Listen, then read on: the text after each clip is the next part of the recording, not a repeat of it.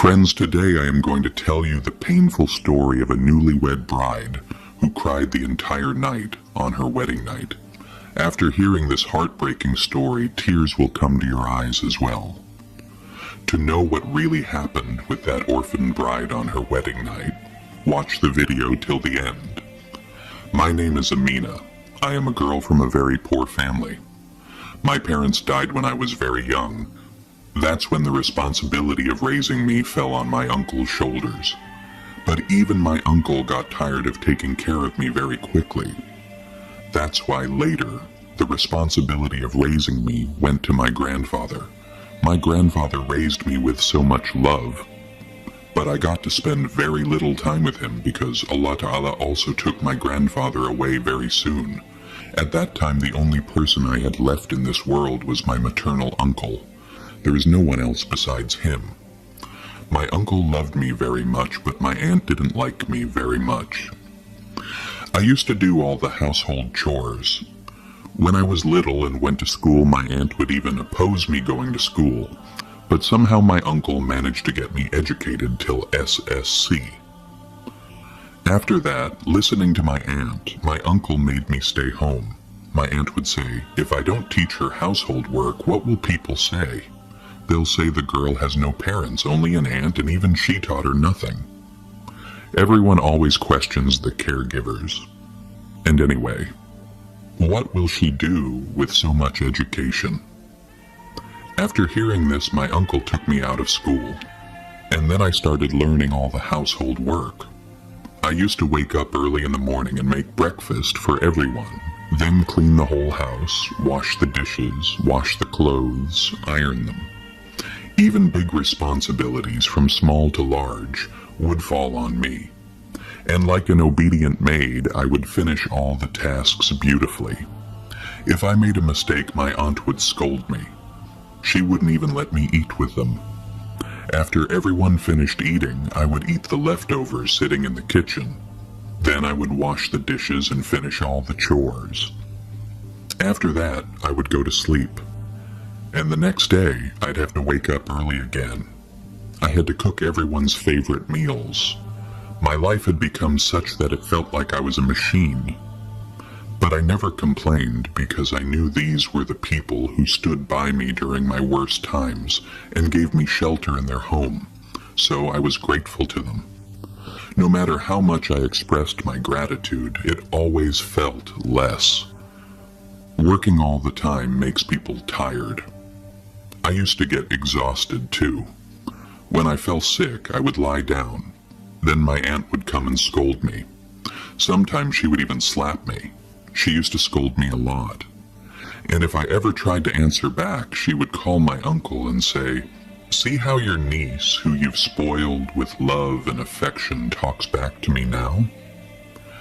Hearing this, my uncle would get angry too and scold me. I used to cry a lot, and then quietly fall silent. I knew my fate now only held scolding, and this is how my whole life was meant to pass. My uncle had a daughter who was the same age as me. When both of us turned 18, many marriage proposals started coming for us. More proposals came for my cousin, but everyone liked me more. Because of this, my aunt became even more angry at me. She would always say, "If things go on like this, our daughter will grow old sitting at home.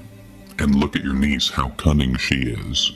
This girl always, with some excuse or another, appears in front of those who come to see our daughter, and everyone ends up liking her instead. At home, she would provoke my uncle against me, and my uncle would get angry at me. My cousin didn't talk to me, nor did my uncle, nor my aunt. Everyone stayed away from me. My position in that house was like a maid. People knew I was their niece, but was I really? What I really was, only I knew. I had tied my heart to this house. Suddenly, my aunt started worrying about my marriage. I knew that if I didn't get married, maybe their daughter wouldn't get married either, because I was more beautiful than her. Everyone would like me and leave. Their daughter was very modern. wore very short clothes and didn't even cover her head. And because of that, people didn't like her, they liked me instead. Keeping that in mind, my aunt started thinking about getting me married off first. There was a woman in our village who arranged marriages for everyone. My aunt talked to that woman. My aunt said, "From any family, from any house, even if there's a small connection, bring a proposal for my niece." From then on, that woman started bringing several proposals for me. But my uncle didn't like anyone. One day she brought a proposal for me from Fahad. Fahad was the only child of his parents, and his income was good. He worked at a company. He also had a sister and a mother and father. The family wasn't very big, and the house was big. The people were good. Considering all this, my uncle fixed the proposal with Fahad's family. Fahad's family was also in a hurry for the marriage. So in the blink of an eye, the engagement, wedding, and reception all were done. I got married and went to their house. Fahad was very handsome and good-looking. My uncle gave me a lot of dowry, but still, the amount wasn't as much as what parents usually give. In the beginning, Fahad's parents didn't say anything to me, but as soon as the marriage happened, I realized they had married their son just for dowry. They thought, as is common these days, that I would bring a whole car full of dowry. But nothing like that happened. My uncle only gave the necessary things as dowry. When Fahad's family found this out, I saw a different face of theirs. Even my husband turned his face away from me. On the very first night, he said to me, "Girls bring so many things as dowry from their father's house. And what did your uncle give you? What did he give? That you expect so much from me? That you'll live in my house like a queen? Get up quickly, bring my shoes, and bring me another pair too." I was sitting on the bed. Just after coming to my husband's room, I had to hear these things. My chest started to burst with tears. I had thought, if I ever have a home of my own, I would live freely. There would be no one to scold me like this. But on the day of my wedding, I understood. Everyone is the same. This world is very selfish. People only care about their own needs. I started crying. I looked ahead in disbelief. He was looking at me with a very angry face. When I didn't get up quickly, he started shouting again. "Have you gone deaf? Can't you hear what I'm saying?" The moment Fahad's voice hit my ears, I got startled. I quickly got off the bed, brought the shoes that were at his feet and placed them there. I went to the cupboard and brought another pair of shoes. Right then, Fahad pushed me. I almost fell, but I didn't. I was holding on to the bed tightly. If the bed hadn't been there, I probably would have fallen. He quickly wore his sandals and went toward the bathroom. When he came back, he wrapped a shawl around himself and walked toward the sofa. He said, "I can't sleep on this bed. I thought you would bring a good bed as dowry. I'm tired of sleeping on this one. Now that you're here, you sleep. I can't come near you." At that time, silent tears were also falling from my eyes. I thought, why is a girl's dignity in her in-laws' house always limited to dowry or furniture? Here, I was being measured by dowry. I had no land, no property or dowry. So, the people of my in-laws' house had turned their faces away from me. Even on the night of my wedding, my husband had spoken to me in such a tone, in such a way. But I had faith that one day Allah Ta'ala would reward me for my patience. My grandfather used to say, "Never lose hope in the mercy of Allah Ta'ala." Allah tests His servants, and whoever passes those tests, He rewards them too. I had loved Fahad for the sake of Allah's pleasure. When he turned his face away from me, I quickly removed all my jewelry, changed my clothes, performed ablution, and stood for prayer. That night I had no sleep, nor did it come. I spent the whole night sitting. I cried the entire night. Fahad was on the sofa and I had fallen asleep. All the members of that house were sleeping peacefully except me. I felt like I'd been taken out of one hell, only to be thrown into another. But all of this was a play of my fate, and who can win over fate? So I had lost. It wasn't that I lacked beauty. I was quite beautiful and moderately educated too. I was so beautiful that whoever saw me would just keep looking at me for minutes. But I don't know what happened to my husband. He turned away from me the moment he saw me. The next morning, after offering the Fajr prayer, I saw my husband looking in the other direction. The memory of last night returned to me when he had pushed me so harshly. Tears came to my eyes immediately. I had thought he would treat me like a queen, but that didn't happen. On the very first day, he spoke to me in a way I could never even imagine. Even no one else in that house had spoken nicely to me, and my mother-in-law, one by one, handed over all the responsibilities to me. I just nodded my head in agreement to everything she said. I bowed my head at every word she uttered, and right after that, I took over all the responsibilities. My uncle, my aunt, and Reba. None of them brought breakfast for me.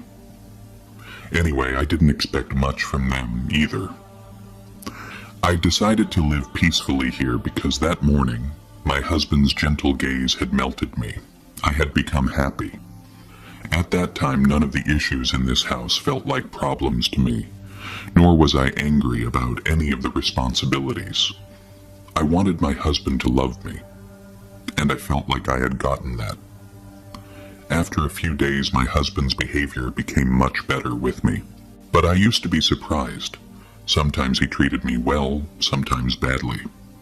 As our 1-year anniversary passed, my mother-in-law started pressuring me about a child, but even after a year of marriage, I didn't conceive. My mother-in-law started calling me barren. She would say many hurtful things to me. I didn't like any of it. It wasn't my fault that I hadn't conceived yet. One morning, after my husband left for work, about an hour later, a phone call came. From the other side, a stranger spoke. He said, "Are you calling from Mr. Fahad's house?" I said, "Yes." Then he said, "He has had a very bad accident, and he is no longer alive in this world." Hearing this, it felt like the sky collapsed on my head. I started crying. I said, "Who are you? And what are you saying? He just left the house in perfectly good health." Then that person said, "Appa, I've informed you of what I've come to know. What you do now is up to you. Please come to the hospital quickly and collect the body." Hearing my screams, my mother-in-law and sister-in-law came and stood next to me. Seeing my condition, my mother-in-law asked, "What happened?" Then I, crying, told her what the man had said. My mother-in-law also started hitting her head. She started saying to me, "You are a curse. The moment you came into this house, these things started happening. From the day you stepped into our house, no good news has come. Now you've even eaten up our son." Saying this, she pushed me hard. My head hit the wall. Blood started dripping from my head. My sister-in-law looked at me once and walked away. As she kept doing this, my mother-in-law called my father-in-law, and after a while he came out. Soon after, an ambulance arrived in front of our house. The sound of the ambulance was breaking my heart. I started crying. The sound of the ambulance was giving me so much pain. I started crying, covering my face with my hands. At 7 p.m. in the evening, my husband's funeral prayer was held. Everyone had come to our house.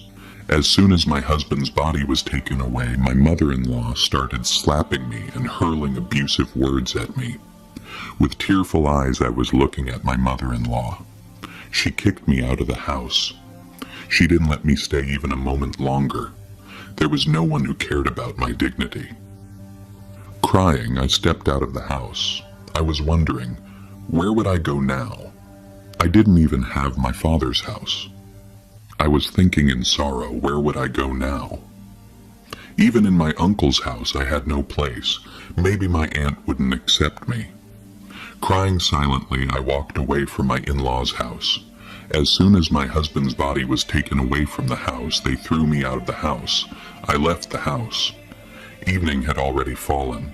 I was feeling very scared. I walked a little distance. Everything around me was covered in silence. The darkness was gradually growing, and I too was walking toward my unknown destination. I was very scared. After walking a little, I heard a woman's voice. A woman was crying, but I couldn't tell where she was. I looked around. The surroundings were completely silent. Following the sound, I realized the crying was coming from the alley next to me. When I reached there, I saw a woman holding a child in her lap and crying. She was crying and looking around now and then she said, "Is there any servant of Allah nearby who will help me? I'm helpless. If no one helps me, then my baby will die." Hearing her words, I was very surprised.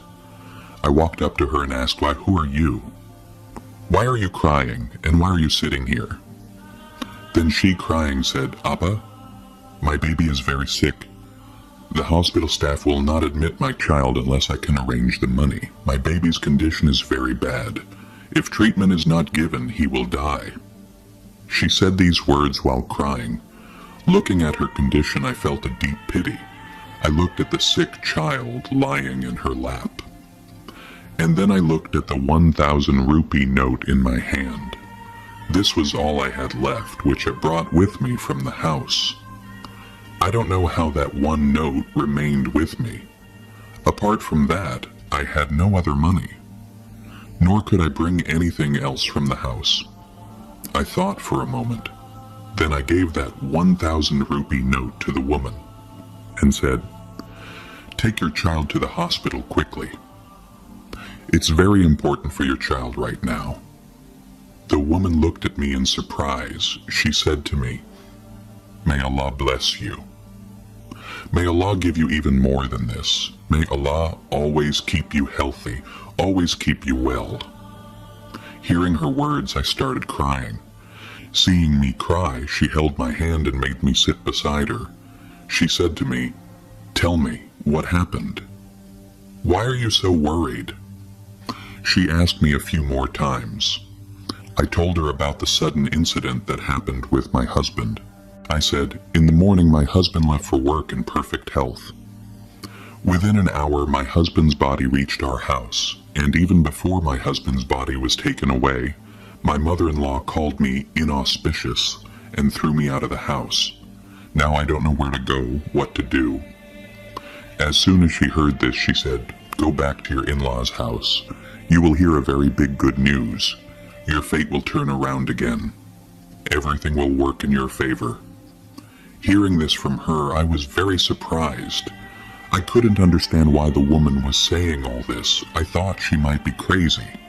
I asked her, "But how do you know I'll receive good news? My husband has died. My mother-in-law has thrown me out of the house.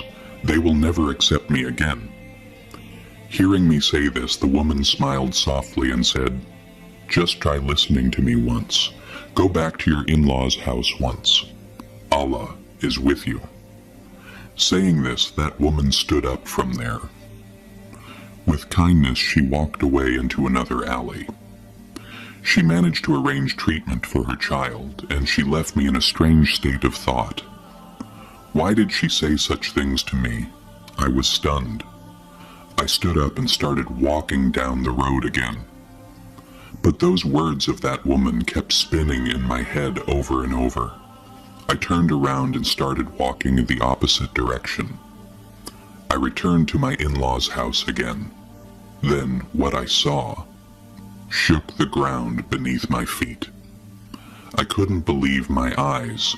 The people who had come for the funeral had already left. The stretcher in front of the house was empty. There was nothing on it. Only rose petals were scattered on the stretcher, and the scent of incense sticks was spread throughout the house. The house was filled with silence. I slowly walked in and stood there quietly, observing everything. As I walked a bit further, I heard a sound. Following that sound, I moved forward. That sound led me to a room beside mine. That voice. It belonged to no one else but my husband. He was saying, "That's why I had to act out such a big scene. Otherwise, that girl wouldn't stop clinging to us." Hearing this, the ground beneath my feet slipped again. How could the man who was lying dead just a while ago be speaking now? But they hadn't let me see the face of the body. I was told that due to the accident, his face had been completely disfigured. My mother-in-law was saying, "At last you got rid of that girl. She didn't even take any money, not even any jewelry. Now we can peacefully arrange your marriage with Nadia." Nadia was my husband's cousin. Nadia was the one my husband liked. After hearing all this, I entered the room right then. My father-in-law came up to me and said, "Dear, it's nothing like that. Why are you thinking this way?" He held my hand tightly to stop me. I saw that even my mother-in-law had gone silent. My husband was also looking at me in shock. I walked up to him and held his shoulder firmly. Crying, I said, "If you wanted to get rid of me, you could have just told me clearly. I would have silently walked away. What was the need for such a big drama? You were everything to me. I loved you so much. Did you ever even think about me once?" Hearing my words, my husband felt a little ashamed. He lowered his head. My mother-in-law came towards me and said, "Look, girl, just be quiet. We only brought you here through marriage to make you work, but you started acting like you were above all of us." Hearing this, I was shocked. I couldn't believe this was happening to me. But whatever it was, I just stood there, looking at my husband in disbelief. For the first time ever, I said to my husband, "What did I ever ask from you besides time, love, and respect? But you didn't even give me that." That day, crying, I said everything I had kept inside my heart. My husband sat there silently. When my mother-in-law tried to say something, he silenced her too. When he raised his head, his eyes were filled with tears. He said, "Forgive me. What I did to you wasn't right. But I promise you, from today, no one in this house will say a word to you. When you were gone for a short time, I realized how much I've fallen in love with you. Yes, I did tell my mother that I would marry Nadia. But even then, I only had love in my heart for you." Suddenly, he broke down in tears. He said, "Forgive me, I made a mistake. I couldn't even understand how things changed so quickly. I was completely stunned." I wiped my tears and held my husband's hand. My mother-in-law stood silently, watching everything. I thanked Allah in my heart and started thinking, who was that woman? How did she know what was going to happen to me? And how could she so confidently say that if I returned home, something good would happen? Whatever it may be, whoever she was, maybe Allah had sent her to me, to help me. I was quietly thanking Allah in my heart. I had gotten back my rightful place and all the people in my life, and that was enough for me. And truly, no one but Allah could have made that happen. Undoubtedly, Allah rewards those who are patient. That's why, friends, no matter what the situation is, never give up. You must fight with patience against the circumstances. I hope today's story touched your heart. If it did, please like the video and share it with your friends. And don't forget to subscribe to our channel. Thank you.